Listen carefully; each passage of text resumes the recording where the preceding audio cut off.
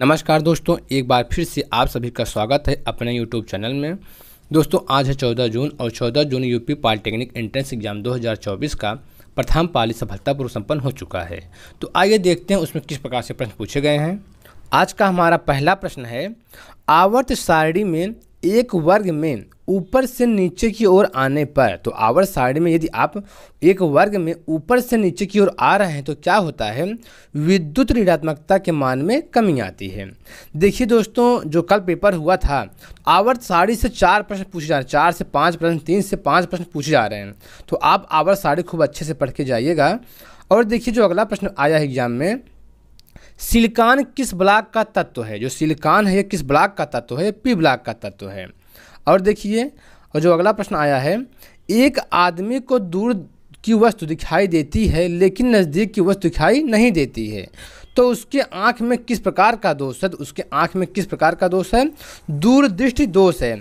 देखिए, यदि कोई व्यक्ति है उसको दूर की वस्तु दिखाई देती है और नज़दीक की वस्तु दिखाई नहीं देती है, उसको कौन सी दोष है, दूरदृष्टि दोष है। और देखिए जो दूरदृष्टि दोष होता है वो चित्र कहाँ बनता है, वो चित्र रेटिना के पीछे बनता है। कई बार एग्जाम में पूछा है कि दूरदृष्टि दोष से व्यक्ति में जो चित्र बनता है कहाँ बनता है, रेटिना के पीछे बनता है। और उसका निवारण, जिस व्यक्ति को दूरदृष्टि दोष हुआ है उसका निवारण कैसे करेंगे, उत्तल लेंस का प्रयोग करके करेंगे। और देखिए जो अगला प्रश्न है, गुरुत्वीय बल किस प्रकार का बल है। जो गुरुत्वीय बल होता है यह किस प्रकार का बल होता है, यह जो संरक्षी बल होता है। इसका यही सही आंसर है। और देखिए पीएच मान से एक प्रश्न पूछा जा रहा है, तो सिरका का पीएच मान होता है, तो सिरका का जो पीएच मान होता है 3.0 होता है। देखिए चाहे जिसका पीएच मान हो, चाहे शराब का पीएच मान हो, चाहे सिरका का पीएच मान हो, का जल आंसू जल, किसी का पीएच मान हो, आप पूरा पीएच मान पढ़ के जाइए, उससे एक प्रश्न पूछा जा रहा है। और देखिए जो अगला प्रश्न है, नाभिक में उपस्थित होता है। नाभिक में उपस्थित होता है, तो नाभिक में क्या उपस्थित होता है, प्रोटॉन तथा न्यूट्रॉन उपस्थित होता है। तो नाभिक में प्रोटॉन और न्यूट्रॉन उपस्थित होता है। और देखिए जो अगला प्रश्न है, सेल्सियस और फ़ारेनहाइट में संबंध है। तो सेल्सियस और फ़ारेनहाइट में क्या संबंध है, तो क्या होता है, यहाँ पे 0 डिग्री सेल्सियस अपान 5 बराबर F-32/9, यही इसका संबंध है। 0 डिग्री सेल्सियस अपान 5 बराबर F-32/9 होता है।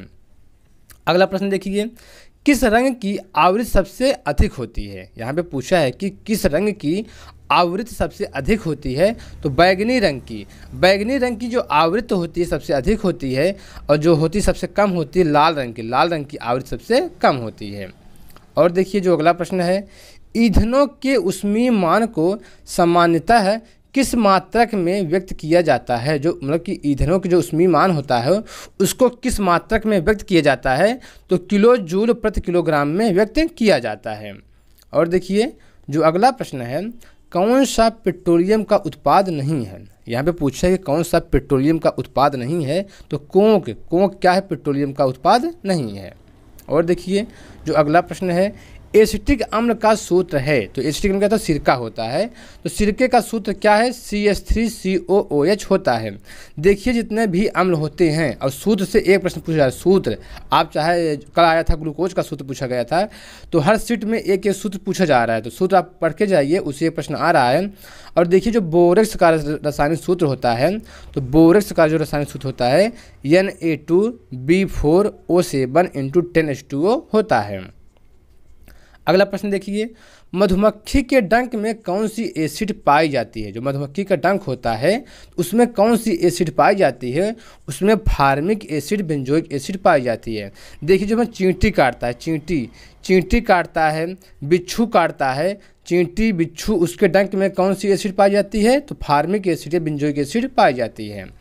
और देखिए जो अगला प्रश्न है, सेब का काटना किस प्रकार का परिवर्तन है। तो सेब का काटना जो है रासायनिक परिवर्तन है।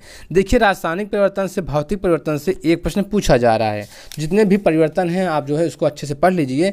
जैसे हम कुछ आपको परिवर्तन बता दे रहे हैं उसको आप नोट कर लीजिए। जैसे मोमबत्ती का पिघलना, तो मोमबत्ती का पिघलना क्या है, भौतिक परिवर्तन है, लेकिन मोमबत्ती का जलना क्या है, रासायनिक परिवर्तन है। जैसे बादलों का बनना क्या है, भौतिक परिवर्तन है। पटाखों का फटना, देखो पटाखों का फटना ये क्या है, रासायनिक परिवर्तन है। ठीक है, कपड़े का फटना भौतिक परिवर्तन, दूध से दही बनना रासायनिक परिवर्तन। ठीक है, और जैसे आपका कागज़ का फटना, कागज़ का फटना क्या है? भौतिक परिवर्तन है। कागज़ का जलना क्या है? रासायनिक परिवर्तन है। तो ये सब आप याद कर लीजिए।